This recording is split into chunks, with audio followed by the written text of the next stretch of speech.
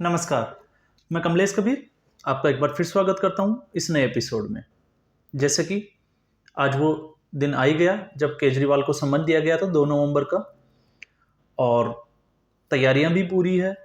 और कयास यही लगाए जा रहे हैं कि अरविंद केजरीवाल जो है शायद आज वापस घर नहीं लौटें। हो सकता है उनको यहीं से जो है वो तिहाड़ जाना पड़े। ये संभावनाएं ज़्यादा हैं, और ये संभावनाएं ज़्यादा इसलिए हैं क्योंकि अब तक की जो ईडी के जो केस था, अगर उसकी डेवलपमेंट को अगर हम देखें तो इसमें एक बड़ी डेवलपमेंट ये निकल के आई कि मनीष सिसोदिया की तरफ से जब कोर्ट में ये कहा गया कि ये मेरे अकेले का फैसला नहीं था, ये कैबिनेट का फैसला था। तो जब कैबिनेट की बात आ जाती है तो फिर कैबिनेट का जो हेड है अरविंद केजरीवाल, तो फिर उसका जो है उसके ऊपर ईडी का शिकंजा कसा जाना ये उतना ही जिसको हम कहते हैं कि इशारा करता है जितना लोग कयास लगा रहे हैं। इसीलिए जो है इन संभावनाओं को सबसे ज़्यादा जोर दिया जा रहा है। साथ में केजरीवाल के अब तक के हम स्पीच को उठा के देखें तो आपने देखा होगा कि इससे पहले चाहे वो मनीष सिसोदिया का हो चाहे संजय सिंह का हो, तो उनको पहले से ये लग जाता है कि या तो उनको ये पता होता है कि गड़बड़ कहाँ है, और अगर गड़बड़ है तो फिर उनको ये डेफिनेटली पता होता है कि अब इसका नंबर आने वाला है, तो शायद अब उनको भी लग रहा होगा कि उनका नंबर आने वाला है। लेकिन अब की बार एक बहुत ही बड़ी जिसको हम कहते हैं कि इंटरेस्टिंग चीज, इससे पहले तक जो केजरीवाल, आपने देखा होगा मनीष सिसोदिया जब भी कोर्ट में जाते थे तो मनीष सिसोदिया हमेशा जो है वो मोदी अडानी और मोदी को जो है वो सरकार को, केंद्र सरकार को टारगेट करते थे। अब अचानक से जो है वो मनीष सिसोदिया जो है वो बिल्कुल साइलेंट हो गए हैं, लेकिन संजय सिंह अभी भी वही हरकतें कर रहे हैं जो मनीष सिसोदिया पहले कर रहे थे। लेकिन केजरीवाल अभी इस बार जो है वो समझ चुके हैं, इसलिए आज उन्होंने प्रेस कॉन्फ्रेंस की। लेकिन जब उन्होंने प्रेस कॉन्फ्रेंस की तो वो प्रेस कॉन्फ्रेंस जो थी वो थी एमसीडी, जो म्युनिसिपल कॉर्पोरेशन के जो कच्चे मुलाजिम थे 5,000, उनको पक्का करने की। और उन्होंने कहा कि देखो जनवरी में जो है वो हमारी सरकार एमसीडी में सरकार बनी थी, और एमसीडी में जब से इनकी सरकार बनी है तब से हमने 6,494 जो लोगों को जो है कच्चे मुलाजिमों को पक्का कर दिया है। तो 5,000 लोगों को उन्होंने कच्चे मुलाजिमों को पक्का कर दिया। तो खैर ये वैसे भी अगर हम देखें तो सोचने वाली बात तो ये भी होती है कि जब आपको मुलाजिमों को पक्का करना था तो फिर आप जनवरी में जब से आपकी सरकार बनी है, तो फिर आज जिसकी हम बात कर रहे हैं, जब ईडी ने आपको सम्मन भेजा है उससे एक दिन पहले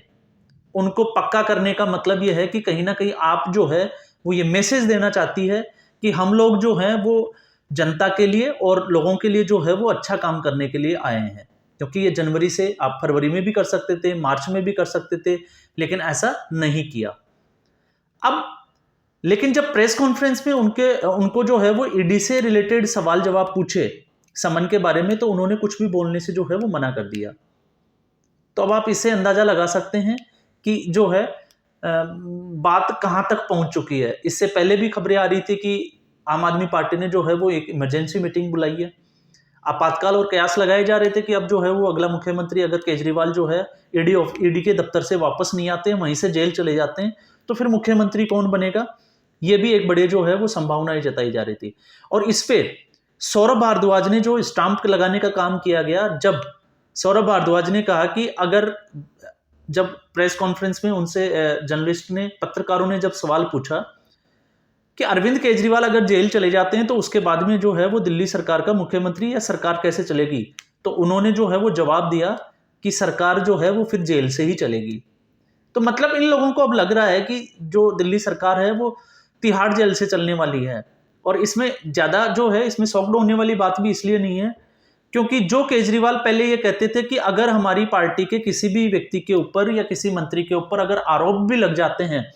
तो वो तुरंत जो है वो अपने पद से इस्तीफा दे देंगे। लेकिन यहाँ तो आरोपों के बाद में भी आपने देखा Satyendra Jain money laundering case में जो है वो अंदर थे, लेकिन उनका इस्तीफा नहीं लिया गया। उसके बाद में मनीष सिसोदिया साल भर बाद में जो है इस फरवरी के लास्ट में 28 फरवरी को मनीष सिसोदिया को अरेस्ट किया जाता है, और उसके बाद में दबाव में आकर जो है वो सत्येंद्र जैन और मनीष सिसोदिया दोनों का इस्तीफा होता है। लेकिन अब तो जो आरोप है वो खुद केजरीवाल पे लगे हैं, और केजरीवाल जो ये कहते थे कि हम 3 चरणों में जो है वो वेरीफाई करके ही जो है वो टिकट देते हैं।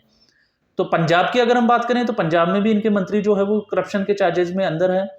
इसके अलावा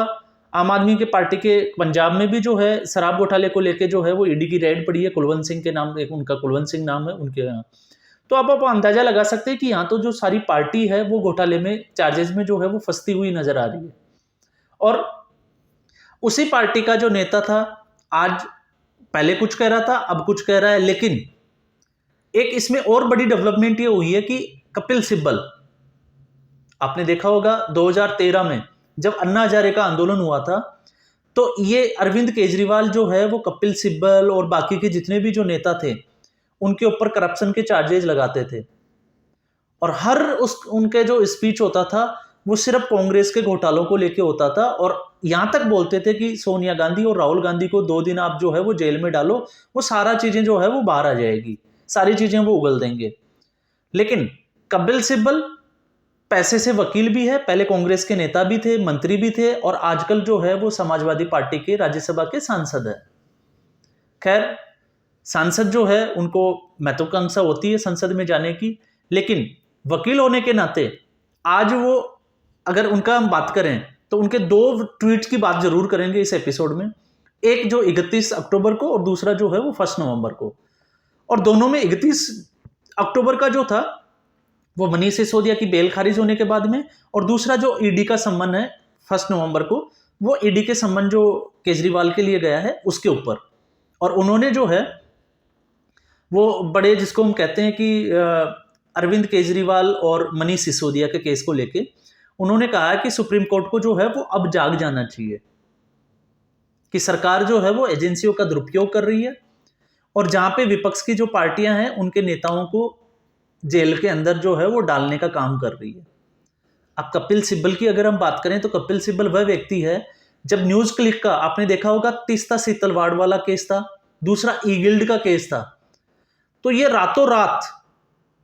जो चाइनीज एजेंडे पे काम करते थे और उनके ऊपर आरोप थे कि उन्होंने जो है वो अरुणाचल प्रदेश का नक्शा जो है वो गलत तरीके से दिखाया गया, और उसके बावजूद जो है वो रात को सुप्रीम कोर्ट को जो है वो खुलवा लेते हैं छुट्टी के दिन और उनकी जमानत याचिका के। अब पिछली 2 से 4 जो केसेस जो कपिल सिब्बल के हाथ लगे हैं उसमें हमने ये देखा है कि कपिल सिब्बल भी जो है अब जमानत नहीं करवा पा रहे हैं।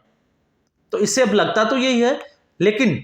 आप वकील होने के नाते ये जरूर समझ सकते हैं कि वकील जो है उसका पैसा कहाँ से आता है, उसका व्यवसाय क्या है, ऑक्यूपेशन क्या है। तो उनका ऑक्यूपेशन होता है केस लड़ना। तो उनको शायद हो सकता है वो इसलिए बोल रहे हो क्योंकि अरविंद केजरीवाल का केस वही लड़ने वाले हो, इसलिए अरविंद केजरीवाल और कपिल सिब्बल जो है अब उनका थोड़ा याराना बढ़ने लगा है, दोस्ती जो बढ़ने लगी है वो इसी वजह से बढ़ने लगी है क्योंकि कपिल सिब्बल को बैठे बैठाए जो है वो केस मिलने लगे हैं ऐसे। और इसी में न्यूज क्लिक वाले में अभी देखो परवीर पुरकायस्थ जो है वो ऑलरेडी कपिल सिब्बल उनके लिए गए लेकिन उनकी जमानत नहीं करवा सके, और उनके ऊपर जो चार्जेस थे वो चार्जेस थे कि बाहर से जो है वो चाइना से जो है उनको मोदी विरोध के लिए पैसा मिलता था, और वो ईडी की रेड पड़ी थी, आपको सबको पता है। और उसके नेक्स्ट डे जो है वो संजय सिंह को उसके बाद में अरेस्ट किया गया था, उससे 1 दिन पहले। तो यहाँ पे जो है अब बड़ा जो खेल है वो सामने निकलता हुआ नजर आ रहा है। और जहां अरविंद केजरीवाल का सवाल है तो यहाँ पे अरविंद केजरीवाल ही नहीं, हो सकता है आम आदमी पार्टी के 1-2 बड़े नेता जो है उनका भी नंबर आ सकता है, इसकी संभावना ज्यादा है। वो इसलिए है क्योंकि ईडी जो है, अभी तक आपने देखा होगा कि ईडी जो है वो सबूत पेश नहीं कर पा रही, लेकिन अब जब ईडी ने कड़ियां जोड़ना स्टार्ट कर दी पिछले 2 महीने में, जो है आपने देखा होगा कि ईडी की जो जांच है वो तेज हुई है और उन्होंने सबूत इकट्ठा करना स्टार्ट किया। और उसमें कोर्ट ने एक इशारा किया था कि अगर इसमें अगर पैसा आया है तो वो किसी एक जिसको हम कहते हैं कि पर्सनली या इंडिविजुअल किसी बंदे के पास नहीं आया, ये जो है वो पार्टी के इलेक्शन के खर्चे में गया है। तो क्यों नहीं आम आदमी पार्टी को ही जो है वो इसमें आरोपित बना दिया जाए। और यहां से ईडी, इसके बाद में जो है वो ईडी की जांच तेज हुई थी, लेकिन 17 अक्टूबर को जब मनीष सिसोदिया की जो जमानत याचिका की सुनवाई थी उसमें सुनवाई पूरी होने के बाद में फैसला सुरक्षित रख लिया गया था। तब लग रहा था कि नहीं, इस बार जो है वो मनीष सिसोदिया को जमानत मिल जाएगी, लेकिन अब जो है ये सारा दावपेच उल्टा पड़ गया।